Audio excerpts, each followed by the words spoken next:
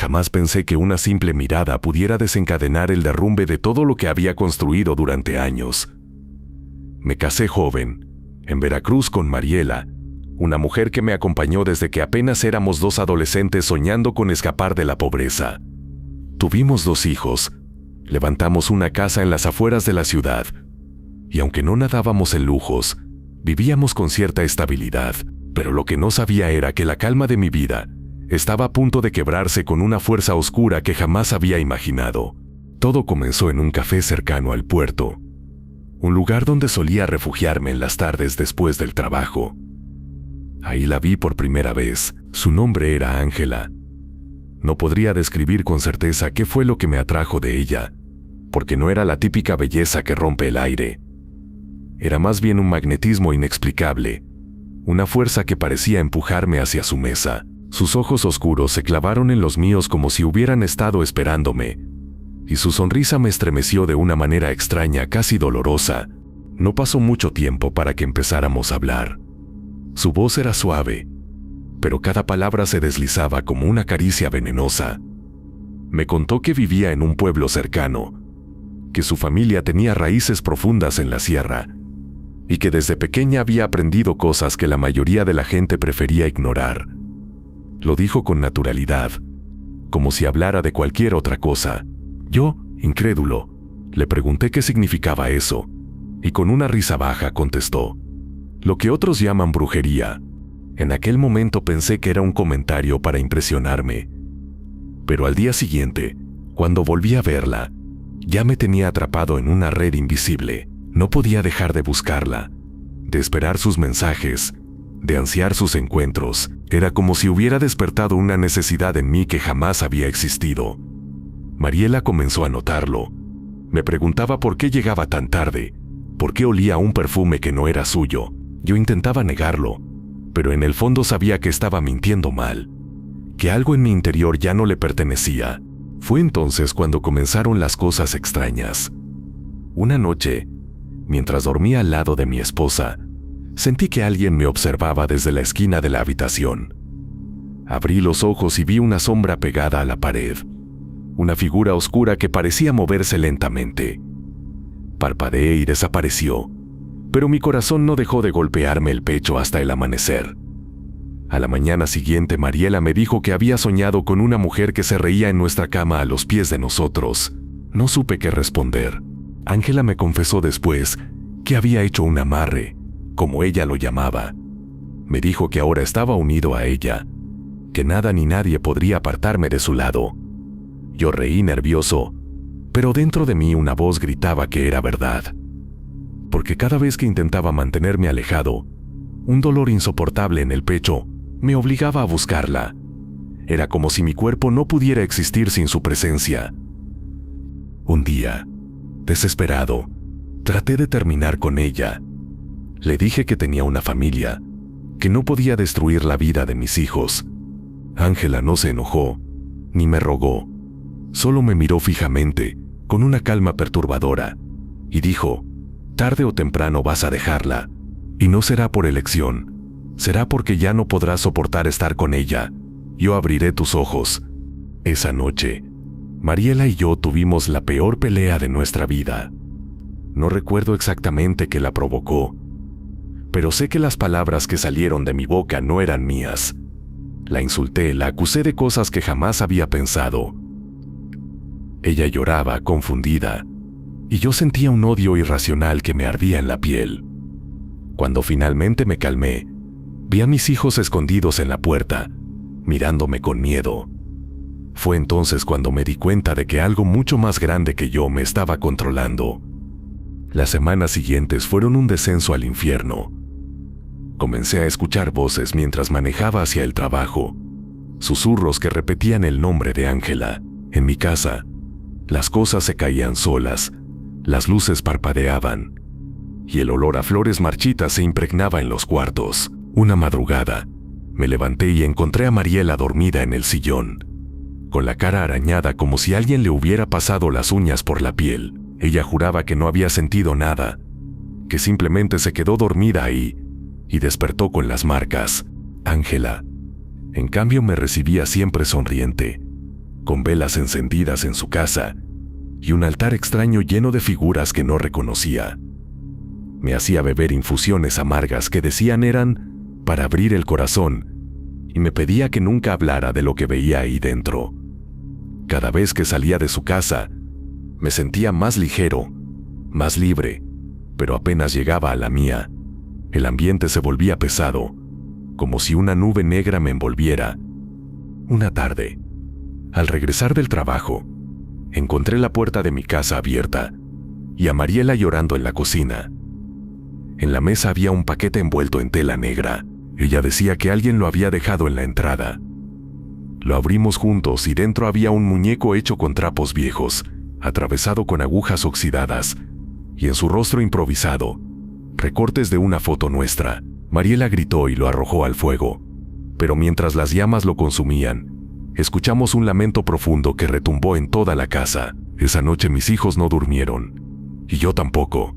Desde ese día, mi matrimonio se volvió insoportable. No podía ver a mi esposa sin sentir rechazo, sin que un odio irracional me quemara la garganta. Mis hijos apenas se me acercaban, como si intuyeran que algo en mí ya no era el mismo padre que conocían. Y cada vez que huía de casa, terminaba en brazos de Ángela, entregándome sin resistencia, como un esclavo. Lo más aterrador fue la última advertencia que me dio. El día que firmes el divorcio, todo se calmará. Si no lo haces, perderás mucho más que a tu familia. No dormí esa noche.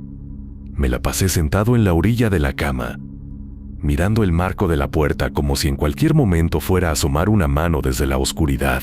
El silencio de la casa tenía un sonido propio, como una vibración muy baja que zumbaba detrás de las paredes. A eso de las 4, el perro del vecino empezó a aullar, y de pronto, como si alguien hubiera cortado un cable invisible, el foco del pasillo explotó. El vidrio se desmoronó en un chisporroteo que llenó el aire de olor a cobre quemado. Mariela se despertó gritando y mis hijos corrieron a nuestra habitación. Los abracé temblando, pero sentí con una claridad que me perforó el pecho que los estaba abrazando por última vez como padre de esa casa. Cuando llegó la mañana, fui al trabajo como si nada. No sabía qué otra cosa hacer. El taller era mi único sitio neutro, un espacio de ruido mecánico donde la mente se anula con facilidad. Limpié carburadores, cambié bujías, levanté autos con el gato hidráulico. Pero a media jornada, mientras estaba agachado mirando el cárter de un Nissan viejo, algo frío me cayó en la nuca. No era aceite, era agua. Levanté la cabeza. Del techo no goteaba nada, y sin embargo sentí otra gota correrme por el cuello, despacio, como un dedo. En la chapa del auto, al nivel de mis ojos, se formó una mancha que parecía una boca abierta. Las letras de la placa se acomodaron por un segundo formando un nombre que nadie en el taller, salvo yo, podía reconocer. Ángela. Me levanté tan rápido que tiré la herramienta, y el jefe me gritó que si quería irme a mi casa no había problema, pero que no volviera con esa cara de muerto. Salí sin contestar. Caminé sin rumbo por el malecón, con el sol asesinándome la piel, y la gente pasando alrededor como un río ajeno. Llamé a Ángela con la intención de pedirle que parara, que me dejara respirar, pero cuando su voz contestó, todo discurso se me desarmó. Me dijo que me esperaba en su casa, que había preparado algo para sellar las cosas. Sentí un impulso de colgar, pero la otra mitad de mí ya estaba subiendo a un taxi. Los vidrios del carro reflejaban trozos del cielo, y por un momento tuve la sensación de que el mundo se repetía a sí mismo en capas, como si la realidad fuera una piel tras otra, y yo estuviera cayendo entre ellas.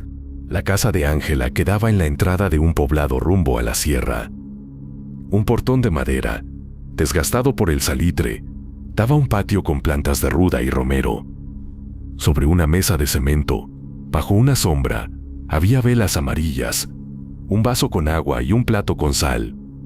Al entrar sentí un cambio de temperatura, un frío húmedo, que no correspondía con el aire de afuera.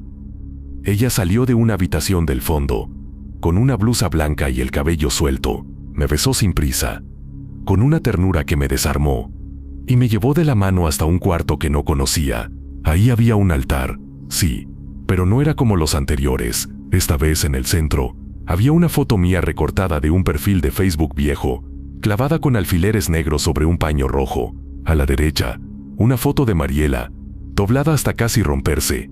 Me pidió que me sentara en una silla baja, frente a una cazuela de barro donde ardía un carbón. Vertió encima algo molido, y el cuarto se llenó de un olor dulzón, nauseabundo.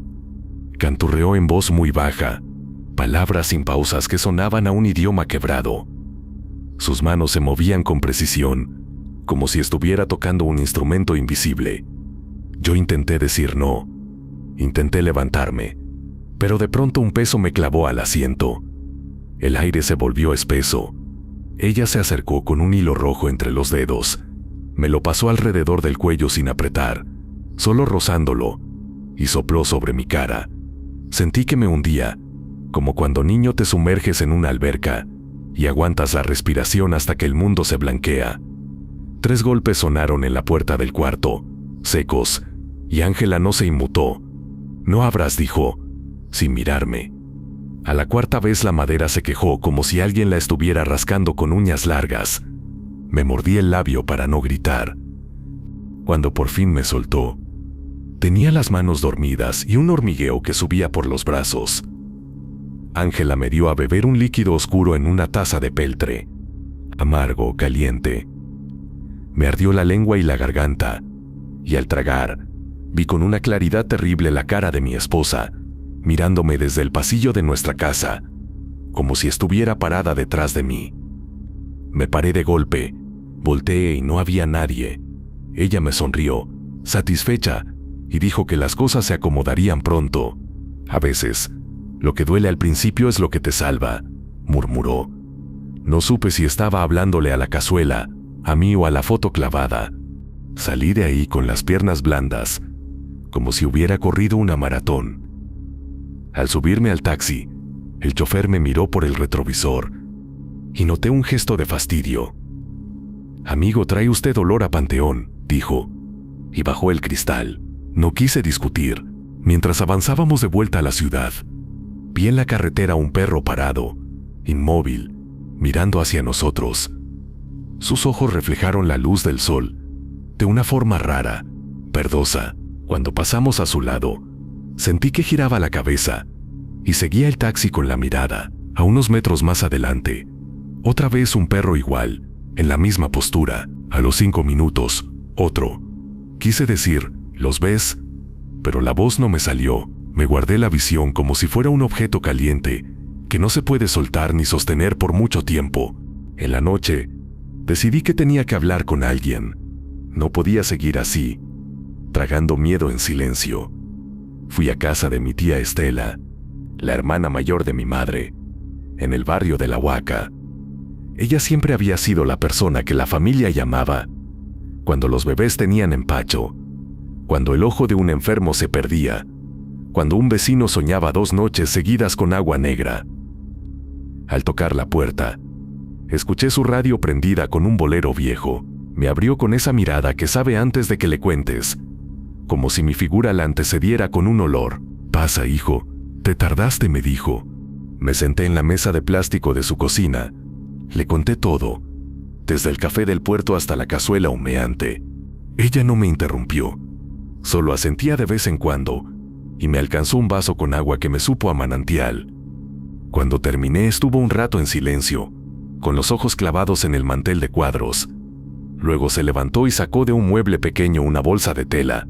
Puso sobre la mesa un rosario de madera, un pedazo de cinta negra y una figura de San Benito. «Esto no es juego», dijo. «Hay cosas que te pueden amarrar un rato, torcerte el camino, pero lo que describes, eso es trabajo fuerte, trabajo de sierra. Esa mujer no está sola, tiene quien la respalde». Me habló de una vieja conocida suya, Tomitila, que vivía en un pueblo en la sierra de Songólica, que hacía remedios para deshacer lo mal puesto.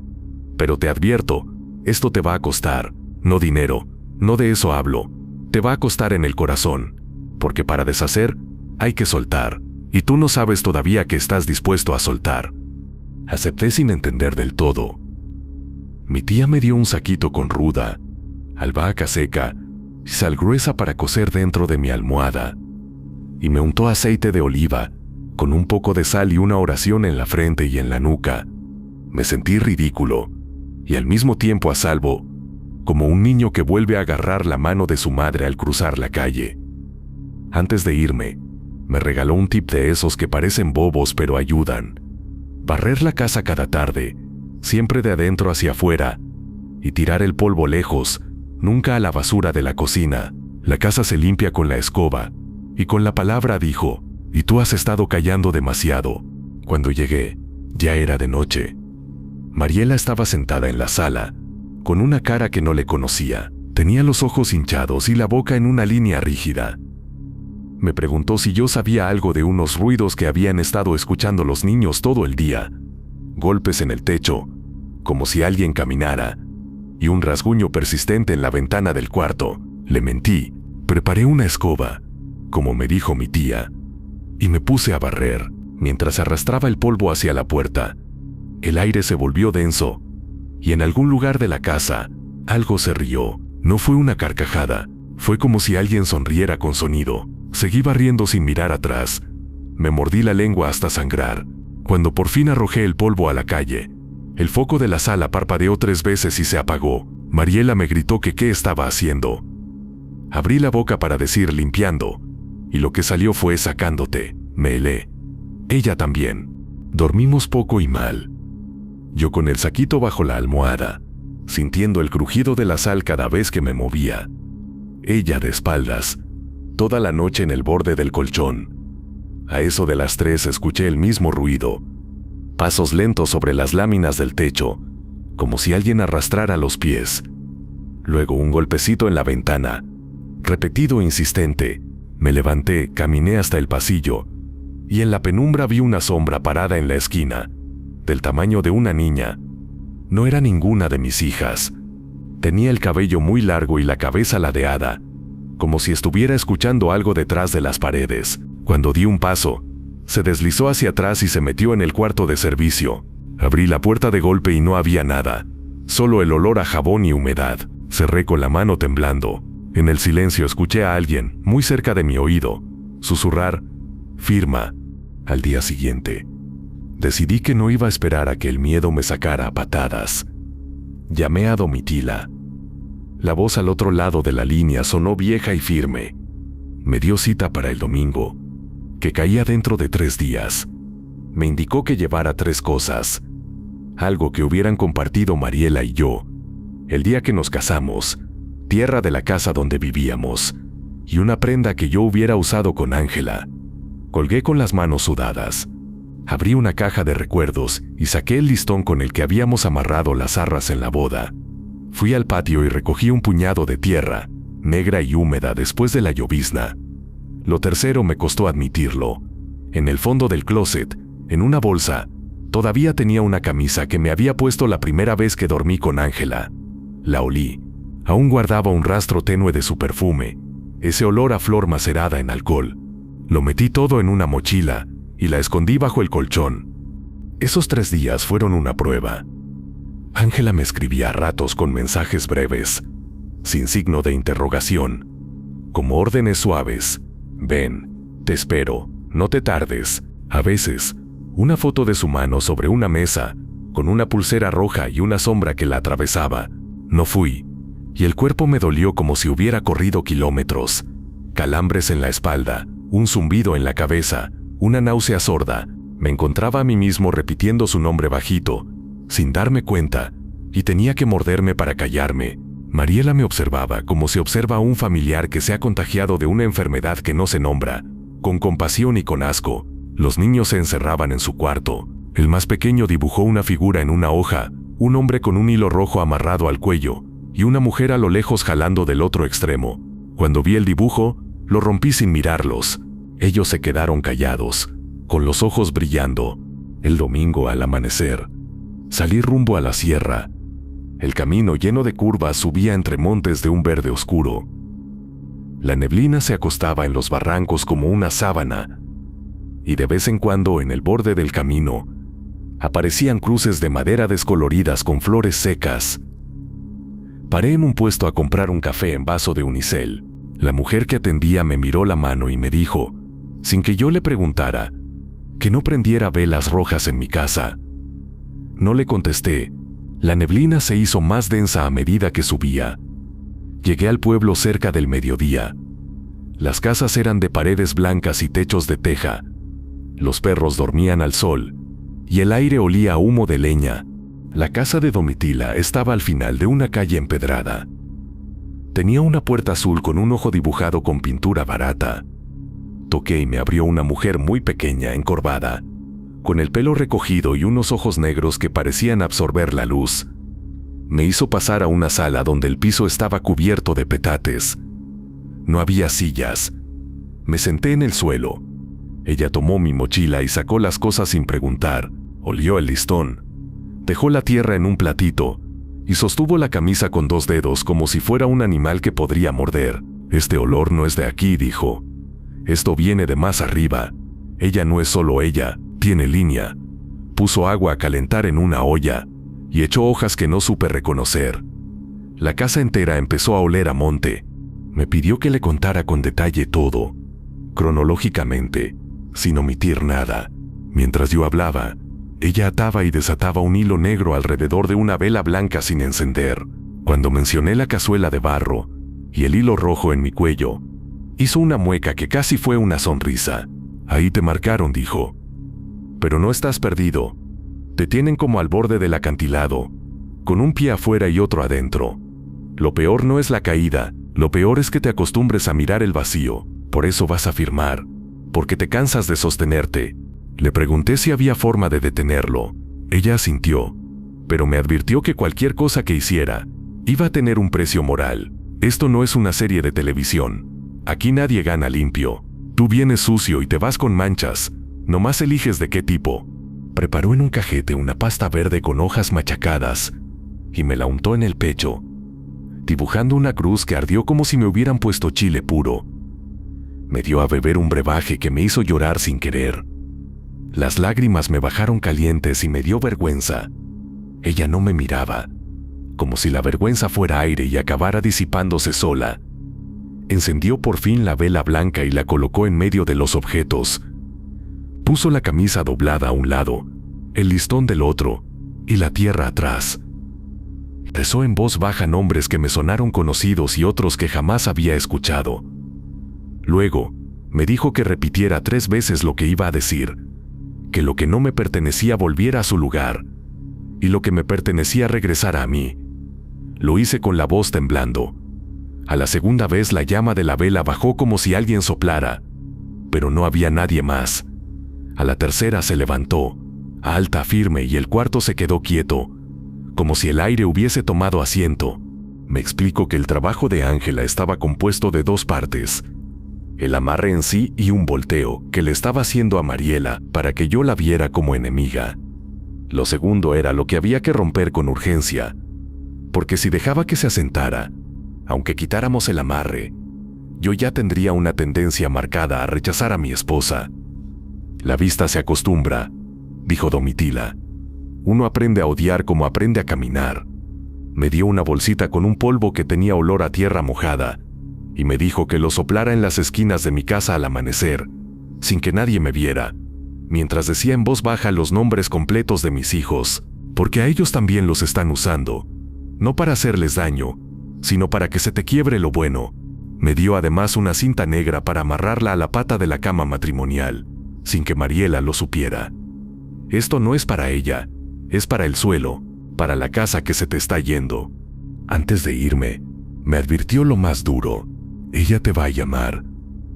Te va a doler el cuerpo como si te cortaran. Te va a prometer que no hace falta que firmes, que solo vayas a verla y todo se calma. No vayas. Si vas, lo que hagamos hoy se cae como papel en agua.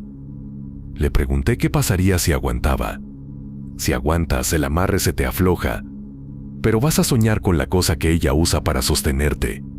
Si la ves, no le hables, nomás acuérdate de su forma. Luego vienes y me dices qué forma tiene. El camino de regreso fue una película ajena. La neblina se había levantado, el sol pegaba duro, y yo sentía un cansancio que no me pertenecía.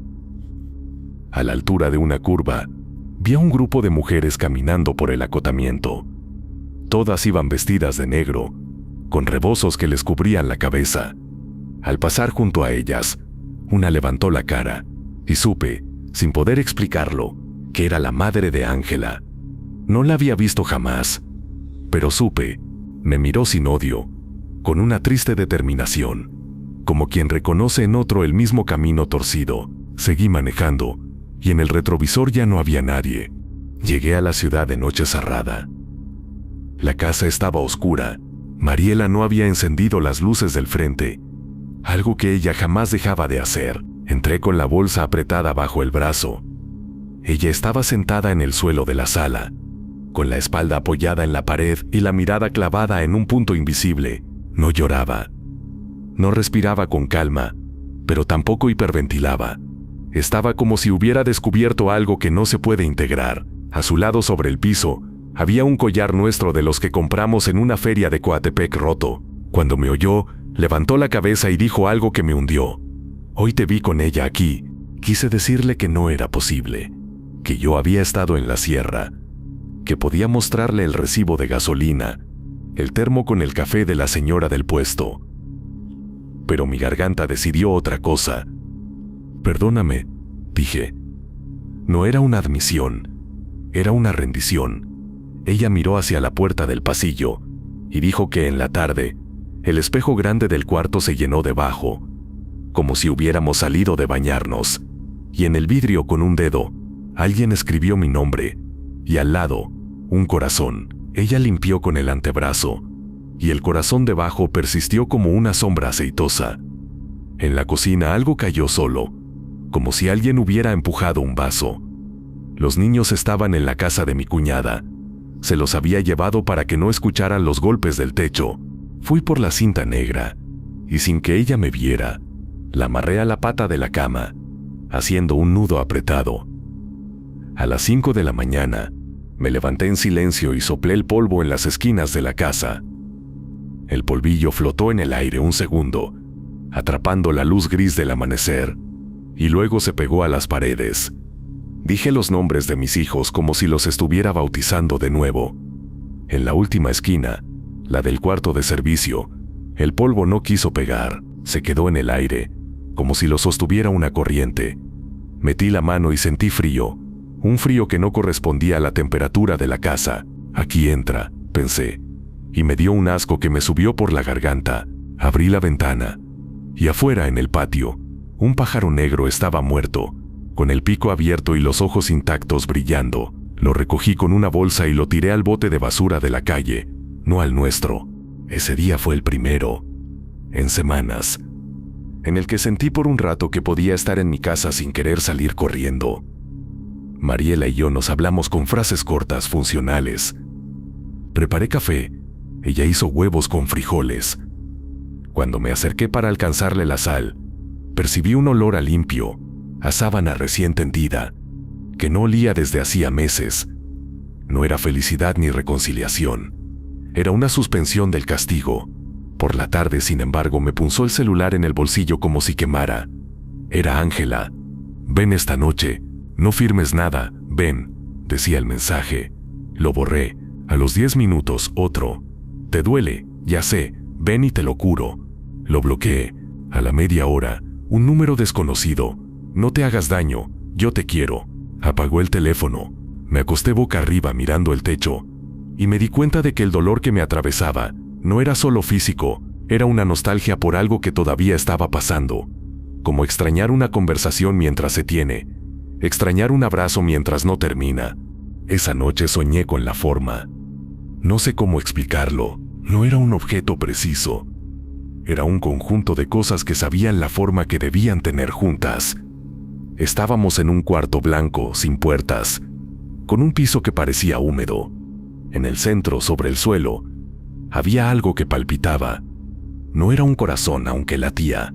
Era un rollo de hilo rojo, grueso, mezclado con cabello negro, un poco de tierra y un pedazo de tela roja que yo reconocí en el sueño, como parte de una blusa de Ángela. Alrededor, en círculo, pequeñas agujas formaban una corona, Cada latido hacía que las agujas vibraran y soltaran un sonido apenas audible, como de insecto.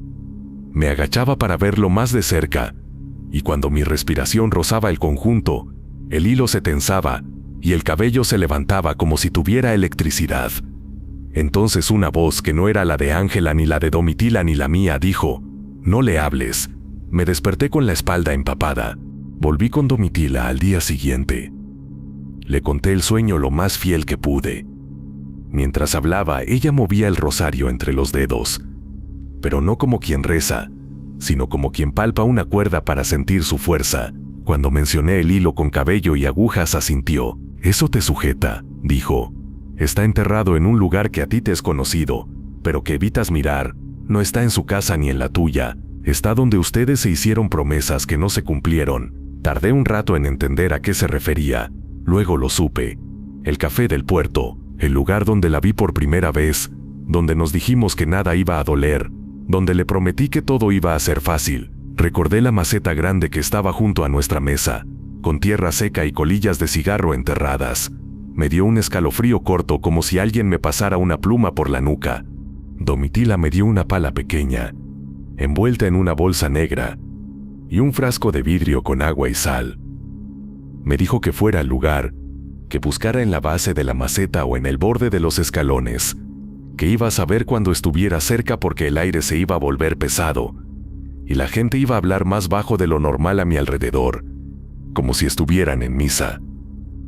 Cuando lo encuentres, no lo toques con las manos, sácalo con la pala, mételo en el frasco y tráemelo. No le tengas lástima, es una cosa. Las cosas lloran como animales cuando están a punto de dejar de ser. No.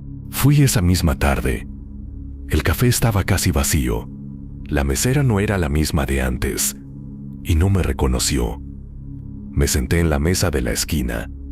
El lugar olía a pan viejo y a café recalentado.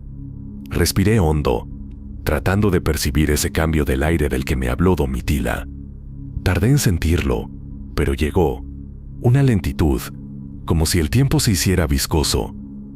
La gente hablaba más bajo, sí, y el ventilador del techo, que siempre chirriaba, se quedó silencioso, girando sin sonido. Me paré con la bolsa pegada al cuerpo y me arrodillé junto a la maceta grande.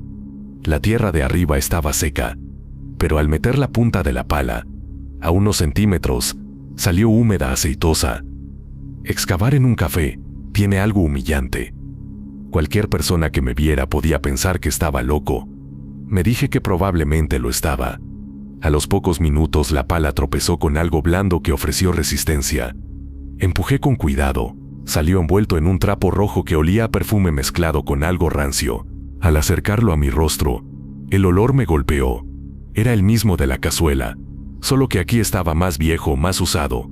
Lo metí en el frasco con el agua y la sal, y en el mismo segundo, el ventilador hizo un ruido espantoso, como si un pájaro grande se hubiera metido entre las aspas. La mesera gritó. Yo apreté el frasco y caminé hacia la salida sin mirar atrás. De camino a la sierra, el frasco vibraba en mi mochila, como si tuviera un insecto adentro. No quise abrirlo para mirarlo. Cuando llegué, Domitila ya estaba en la puerta, como si supiera. Me llevó al patio trasero, donde había un círculo de piedras. Puso el frasco en el centro y echó dentro del círculo un puñado de sal gruesa. Me pidió que me quedara a un lado en silencio. Cantó algo que no reconocí, más grave que antes, con palabras que parecían venir de muy lejos. El frasco empezó a botar en el suelo, golpeando el vidrio contra la tierra. Sentí vergüenza de tener miedo de un frasco. A los pocos segundos, vi, a través del vidrio, que algo se deshacía, como un caracol de hilo que pierde forma en el agua salada. Las burbujas subían lentas. Hacían un sonido diminuto al romperse. Domitila dejó de cantar de golpe. El frasco se quedó quieto. El patio recuperó su temperatura. Un gallo cantó en alguna parte, desubicado. «Esto lo afloja», dijo ella, sudando. «Pero no te libra todavía. Te queda el hilo en el cuello. Ese lo trajiste puesto». Me tocó la nuca con los dedos y me ardió el punto donde Ángela había pasado el hilo rojo. «Aquí. Esto se quita con decisión, no con santo». Vas a tener que decirlo.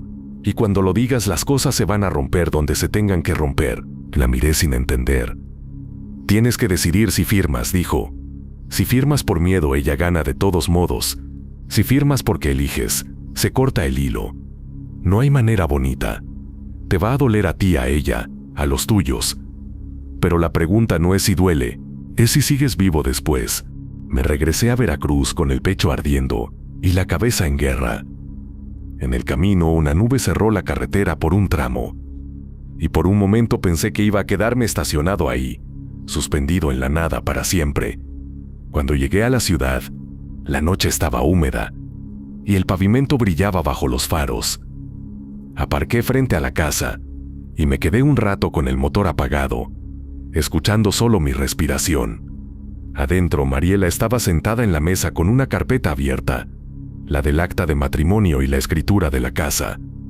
Al lado, un sobre con papeles impresos, firmas. Ella levantó la vista cuando entré. No dijo nada. Nos quedamos mirándonos como si estuviéramos viendo, a través del otro, una versión anterior de nosotros mismos. En algún lugar de la casa, algo crujió, como madera vieja acomodándose. Tomé asiento. Ella empujó el sobre hacia mí. No lo abrí.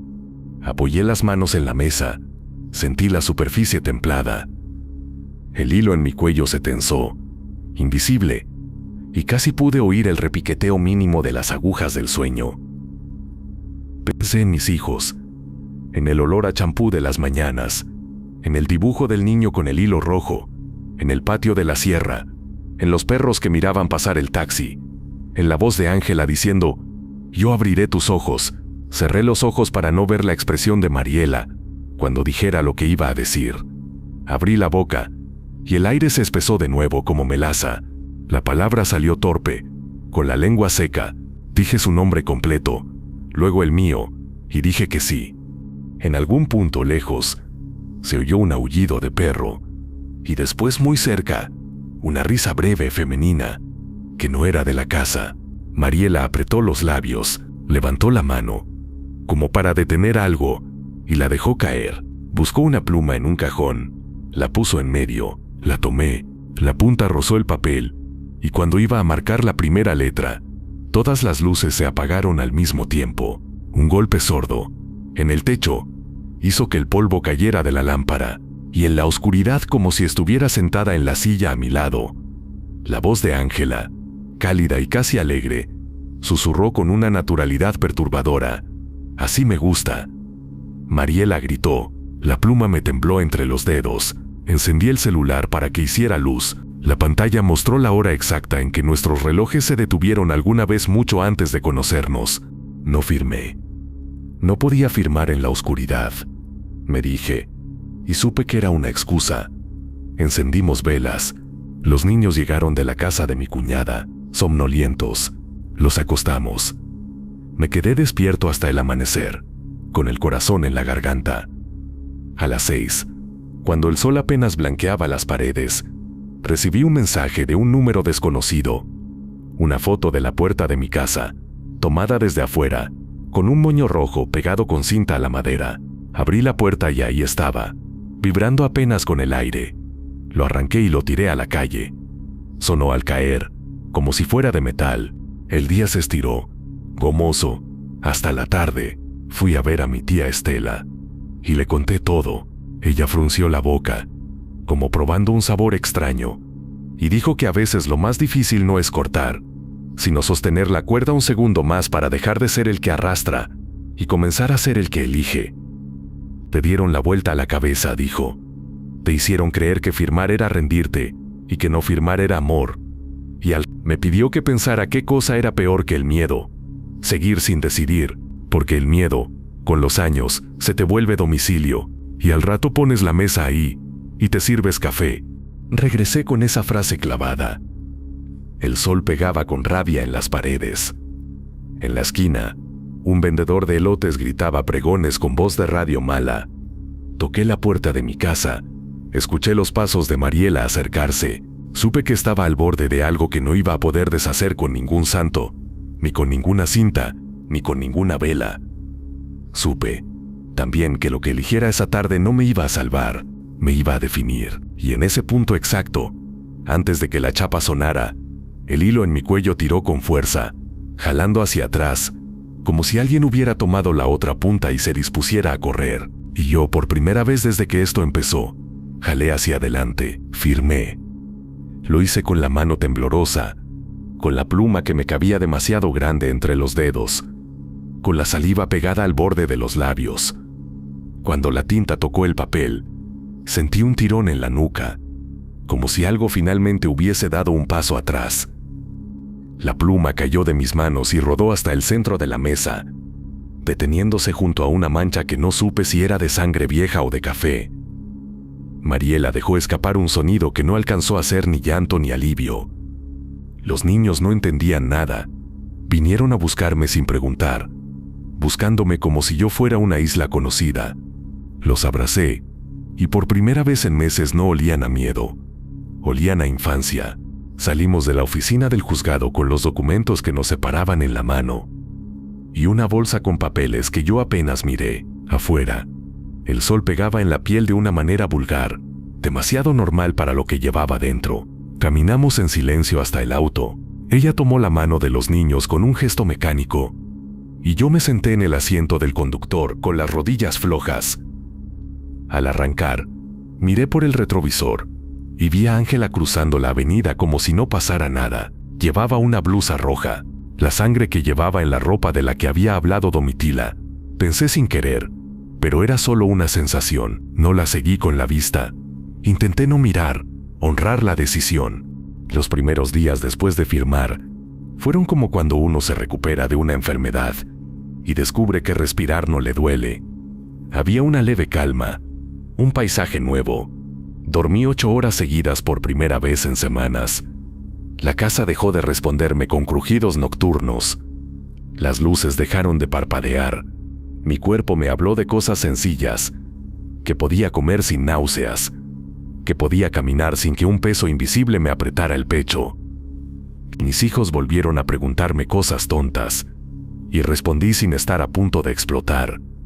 Mariela y yo, por debajo del divorcio, nos organizamos con burocracia triste. Horarios, visitas, divisiones. No hubo agresiones. La separación fue fría y administrada como una cuenta por pagar.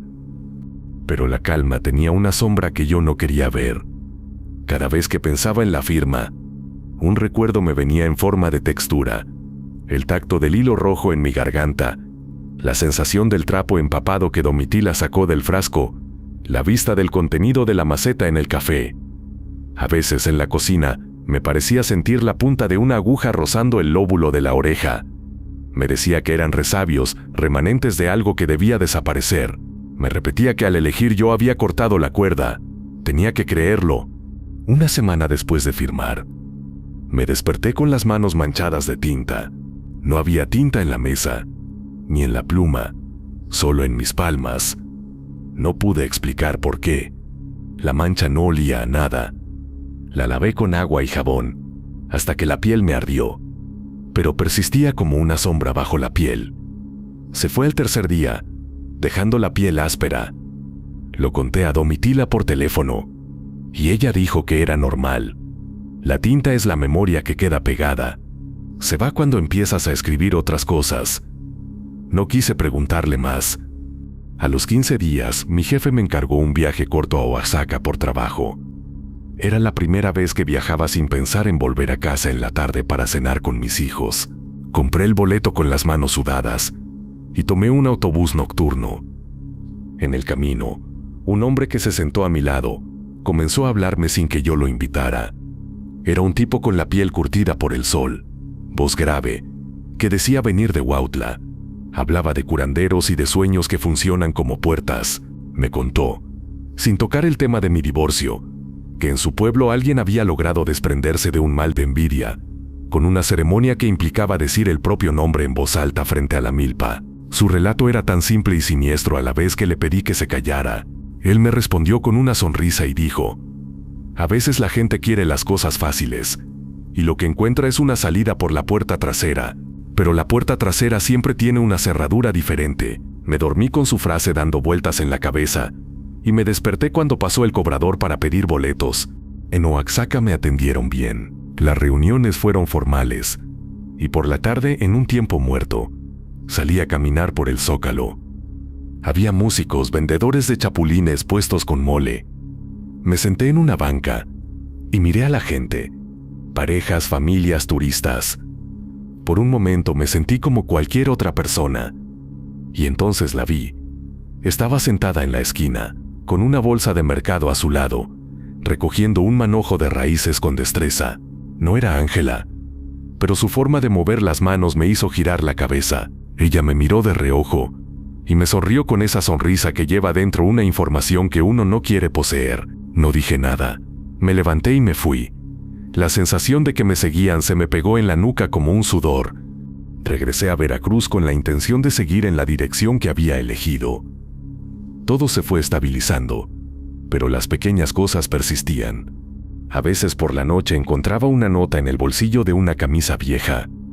No te olvides. La dejaba en la mesa y la noche siguiente ya había desaparecido. No supe si la escribí en un sueño o si alguien la dejó. Mis hijos empezaban a adaptarse a la nueva rutina. Fines de semana con mamá, días entre semana con papá. Yo aprendí a disfrutar de la libertad, aunque siempre con un sabor amargo. Una madrugada, desperté con una música, una canción de cuna, que no pertenecía a ninguna emisora. Salí al pasillo y vi proyectada sobre la pared del comedor la sombra de una mujer meciendo a un bebé. La luz venía de la calle y alguien pasaba con un farol. Respiré hondo y la sombra se deshizo. No conté nada. ¿A quién se lo cuentas? A la gente que piensa que lo tuyo fue una infidelidad y un problema de celos. A los que creen que todo esto son historias para asustar. Meses después, la separación se volvió más una costumbre que un evento. Pagos, pensiones, visitas. Mariela y yo pudimos conversar en paz por los niños, a veces incluso reír. Hicimos un pacto silencioso de no hablar de los motivos, como si la mención de ciertos nombres volviera a traer el mal. Yo empecé a salir de noche con un amigo de la adolescencia que ahora trabajaba en una radio local. Tuvimos cervezas y hablamos de fútbol, y esas charlas fueron un bálsamo hasta que dejaron de serlo. Una tarde, en un bar sin pretensiones, vi a la que había sido la madre de Ángela. Estaba sentada en la barra, con una copa de vino, la cara más vacía que la había imaginado en la sierra. Me miró de reojo y sin levantar la cabeza dijo: «Él eligió». Sentí que la frase me atravesaba como un cuchillo que no corta carne sino memoria. Le respondí que no era ella quien debía juzgar. Ella no me miró. Bebió y dejó dinero junto al vaso. Al salir vi a través de la ventana que alguien me seguía en la acera. Aceleré el paso hasta mi coche. No fue hasta que me senté en el asiento que me di cuenta de que en la parte trasera, sobre el asiento del copiloto, había una pequeña cosa envuelta en tela. La reconocí de inmediato. Era uno de los retazos rojos que yo había visto en la caja del café, el mismo que había guardado Domitila durante el trabajo. Mi corazón golpeó en la garganta. La tela olía a tierra mojada y a perfume. La agarré con un gesto violento y la tiré al suelo a los pies. No la abrí. La tiré dentro de una bolsa de basura y la dejé en un bote de basura en la esquina, donde nadie miraría. Ese mismo día, el coche tuvo un desperfecto en la batería. No era más que coincidencia, pensé, y al mismo tiempo supe que no lo era. Un invierno seguí viendo a Ángela en lugares que no tenían sentido. La veía o creía verla en mercados, en una playa solitaria, en una tienda de telas. A veces me hablaba de lejos y yo no respondía, pero sentía su presencia como una sombra detrás de mí. Empecé a cambiar mis rutas. Evitaba el café del puerto. Dejé de pasar por el malecón. Le dije a mi tía Estela que ya no quería remedios, que lo que necesitaba era vivir y dejarlo ser. Ella me miró con tristeza y dijo: «A veces el que se va no es el que deja la casa, es el que deja la costumbre de mirar en el mismo lugar». No la comprendí del todo hasta mucho tiempo después. Pasaron años. Me mudé a una casa más pequeña, cerca del río, donde los vecinos no conocían mi historia. Trabajé, Crecí en la jerarquía del taller. Compré una moto y por primera vez viajé solo al norte por trabajo. Las visitas de los niños fueron casi rituales. Fines de semana llenos de comidas rápidas y videojuegos. Mariela rehizo su vida. A veces me enteraba por terceros. Un nuevo trabajo, una mudanza, un amor. No sentí alegría, pero sí alivio. Creí que la historia había terminado. Y sin embargo, la noche en que todo volvió a consolidarse como si nunca hubiera pasado, fue simplísima. Estaba lavando los platos, con la radio apenas prendida, cuando la canción cambió de repente y sonó una melodía que conocía de memoria. Era la tonada que Ángela tarareaba cuando me llamaba a su casa, la misma que había flotado en mi sueño del hilo y las agujas. Dejé el plato con el jabón y la espuma en la mano.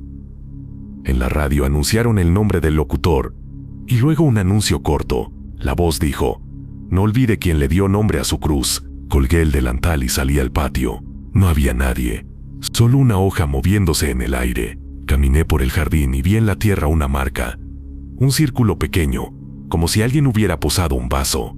Al lado una flor marchita que no era mía. La recogí. Tenía pegada una etiqueta con un nombre: Ángela. No exploté de rabia, no busqué venganza. En lugar de eso, llamé a Domitila. Ella escuchó en silencio y luego dijo: lo que hiciste fue valeroso, pero no te libraste de ver lo que te iba a buscar. A veces los lazos no se cortan, se vuelven memoria y la memoria vuelve como viento. Le dije que quería terminar con esto de una vez, que si había que pelear lo haría. Me dio una instrucción que parecía tan absurda como letal: lleva algo que te pertenezca del todo, no una cosa con tu nombre o un objeto. Lleva un recuerdo íntegro. Ve con él al lugar donde todo comenzó y déjalo en el suelo. No lo entierres, no lo destruyas, solo déjalo y no mires atrás. Me obedecí. Fui al café del puerto una mañana gris, sin gente. El ventilador chirriaba en la pared y la mesera me preguntó si quería lo de siempre. Pedí solo un café y me senté en la misma mesa de la esquina, con la maceta inmensa a un lado. Saqué del bolsillo una foto antigua, la de mi boda con Mariela, cuando éramos jóvenes y lerdos de esperanza. La miré hasta que las letras de la parte inferior se volvieron borrosas. Miré la maceta. Levanté la tapa del trapo que había sido enterrado años atrás. Dentro no había nada. La excavación anterior había dejado un hueco, y en su base había un nudo de hilo rojo pequeño, seco y rígido, con un mechón de cabello enredado. Lo dejé sobre la mesa y me quedé mirando. No tenía intención de tocarlo, pero el impulso humano, esa costumbre tonta de terminar lo que uno empieza, me obligó. Lo toqué con la punta de los dedos. El alambre se clavó en la piel y lo aparté con un gesto de repulsa. Caminé hasta la orilla, con la foto en la mano. Tenía el corazón agujereado por el viento. No quise mirar el traje que llevaba puesto ni la gente que pasaba. Me senté en la arena y puse la foto en la tierra, como quien deja una ofrenda improvisada. La ola vino y lamió la esquina de la foto, desenrollando la tinta que yo pensaba que no se iba a ir. La foto empezó a flotar, y yo la sostuve apenas con la punta de los dedos. Hubo un instante en que pensé que todo volvería, que del agua saldría una voz pidiendo explicación, o que una figura se echaría a reír. No pasó nada más que el agua llevándose la orilla. Solté la foto y la dejé ir. Esa noche no pude dormir. Caminé por la orilla, hasta que el frío me sacó los huesos de la piel. Me encontré con la figura de siempre, una mujer de espaldas, lejos, mirando el horizonte. Era Ángela. Se dio vuelta sin sobresalto, con esa calma que parece un plan. Se acercó hasta donde yo estaba, sin prisa. Cuando estuvo a 1 metro, la reconocí sin sombra de duda. Estaba más vieja, con líneas en el rostro que no habíamos calculado. Tenía un brillo en la mirada que no era exactamente maldad. Era algo más complejo, como la certeza de quien lleva una tarea hecha. «Has cambiado», dije, sin más habilidad que la de un hombre cansado. «Tú también», respondió. «Pero te veo más libre. Eso te queda bien». Hablamos sin que nadie nos escuchara.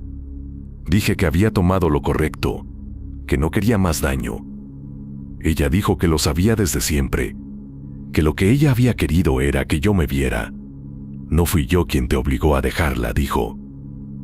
Ella te dejó ver que podías dejarla solo si lo querías. Yo solo enseñé el camino que te permitía mirar. Me quedó la sensación de que hablaba en serio y de que estaba describiendo algo que para ella era un trabajo, una manera de existir. Le pregunté por qué lo había hecho tan fuerte, tan hiriente. Ella suspiró. Por la misma razón que tuviste que sentirlo, para que no te quedaras en la costra, para que supieras que elegir duele más que quedarse. Quise golpearla. No lo hice. En su lugar le pregunté por lo que buscaba ahora. Ella me miró como quien mira a alguien que ya se ha acostumbrado a sus sombras. Y dice una verdad. Nada. Ya no necesito que me mires.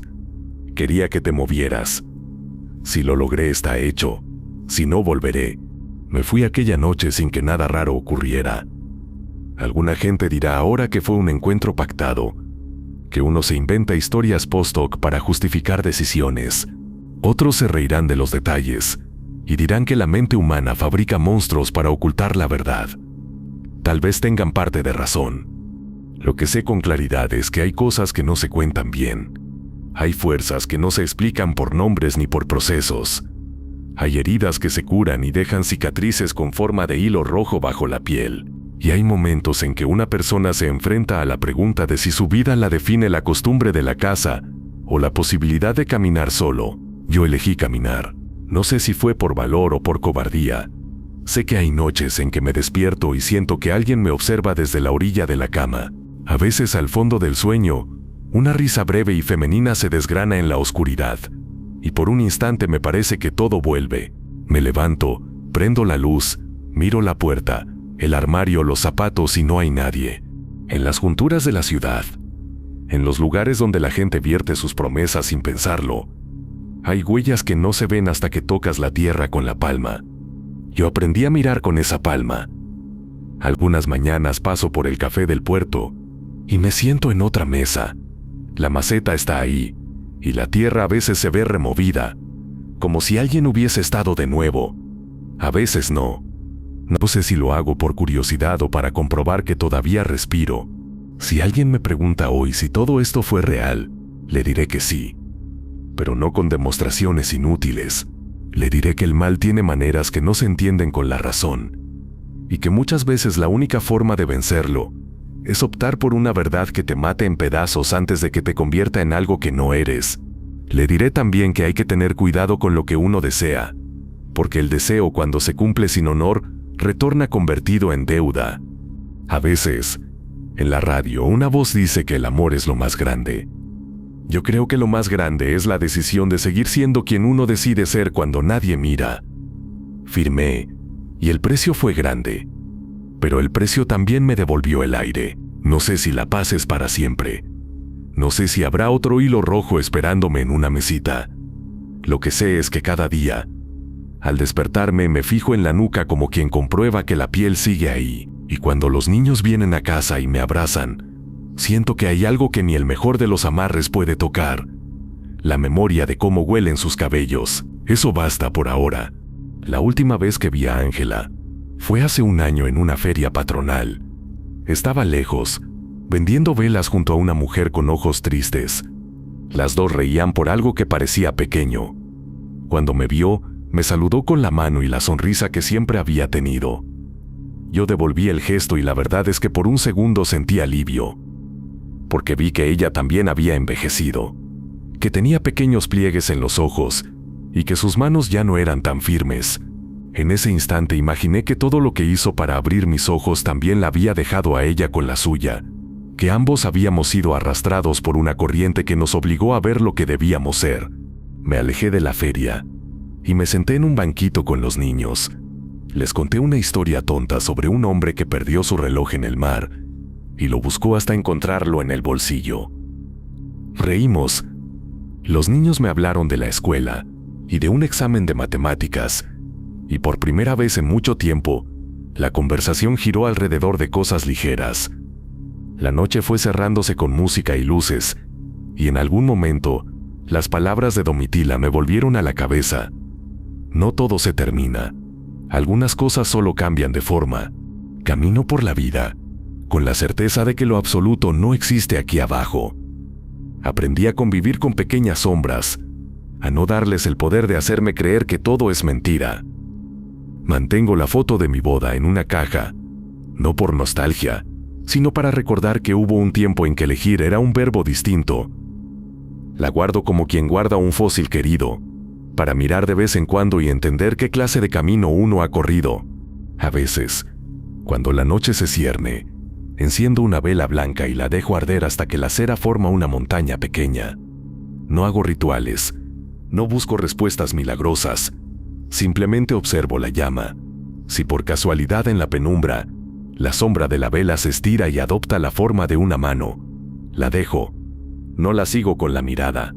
Respiro, como el que comprende que todo gesto tiene consecuencias, y entonces apago la vela con la palma, como quien cierra un libro que no quiere leer otra vez.